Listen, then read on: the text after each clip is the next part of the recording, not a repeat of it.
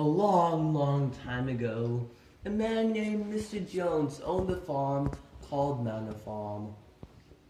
One night he was very drunk, so he went to bed and slept.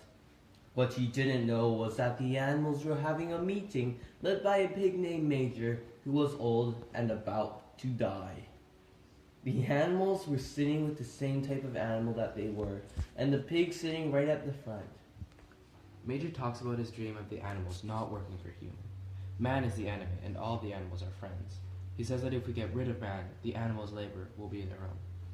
After 3 nights, Major dies, so the work of teaching and organizing fell onto the pigs, as they were the smartest animals for some reason. 3 pigs named Napoleon, Snowball, and Squealer used Major's teachings and called it animalism. They held secret meetings in the barn about plans of revolution. Blah, blah, blah, blah. But one day, Mr. Jones... Just keep drinking your problems away, Jones. Look, I feel like I'm forgetting something. Whatever. He forgot to feed us! That's it.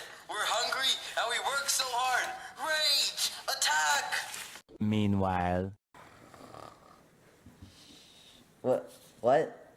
Well, time to get my whips.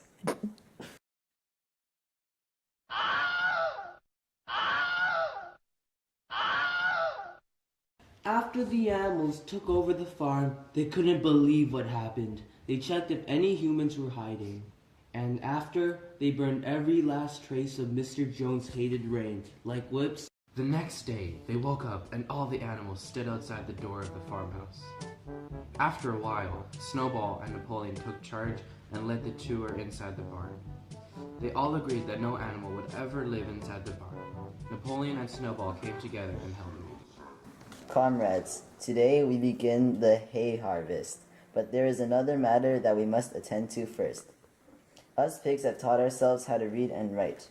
The farm will now be called Animal Farm instead of Manor Farm. Us pigs have reduced the principles of animalism to 7 commandments. And from now on, they will be inscribed on this wall. I, Snowball, will read. Whatever goes upon 2 legs is an enemy. Whatever goes upon 4 legs or has wings is a friend. No animal shall wear clothes or sleep in a bed or drink alcohol. No animals shall kill any other animal, and all animals are equal. Agreed! Now, comrades, to the hay fields. Let us make it a point of honor to get in the harvest more quickly than Jones and his men do. Whoosh.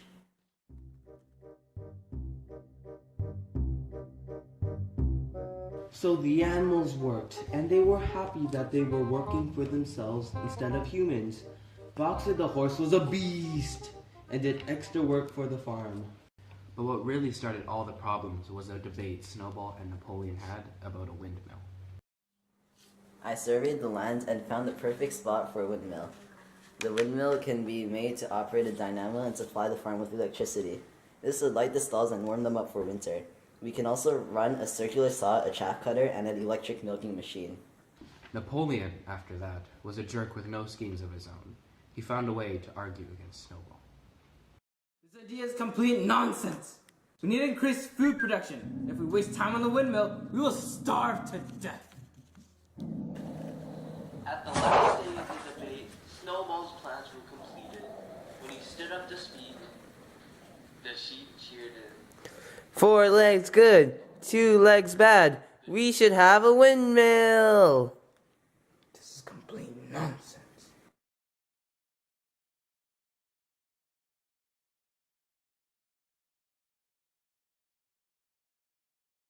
Snowball escaped, and Napoleon made himself leader. A convincing speaker named Squealer came up to speak. I am So the animals Squealer. listened because Comrade Napoleon has made him take extra labor upon himself Napoleon to become randomly leader. decided to have Snowball, the windmill who as we built. know now, He gave was no better than further a criminal. explanation to the animals. But he fought bravely in the Battle of the Cowshed. Bravery is not enough. One false step, and our enemies will be upon us. The windmill Surely, was comrades, destroyed. you do not want Jones back.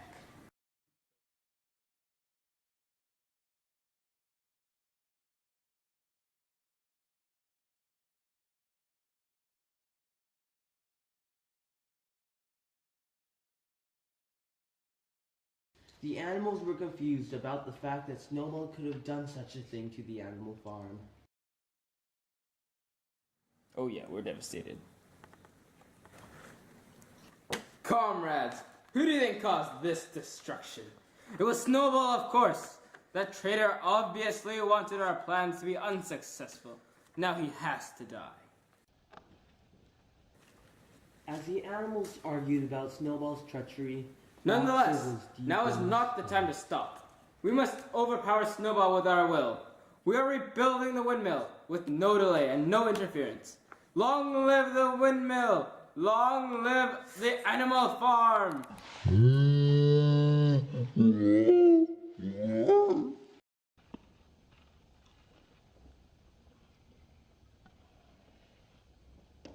I do not believe Snowball will do that. He fought with honor and bravery during the Battle of the Cowshed. We all have seen it. The animal hero, first class, was also bestowed on him afterward. That was what the traitor Snowball wanted us to think. His plans were all written down in a secret document, which we have uncovered. We now know the truth. But he was wounded. We all saw the blood. It was all part of Jones' plan. Jones's bullet only scratched him. I could show you his documents if you could only read them. Snowball was to give defeat to the enemy at the critical moment. Comrade Napoleon led the charge against Jones, yelling death to humanity, and sank his teeth 4 into his days life. later, I still Napoleon don't called an think assembly Snowball in the would yard betray for all us. the He animals. was still He our had 9 comrade in the vicious Battle dogs of the and Cowshed. he Comrade trained in the Napoleon past. already found out that Snowball was Jones' agent from the very beginning. He put forward the rebellion. Well, if Comrade Napoleon says so, then I guess it must be right. That's what I want to hear.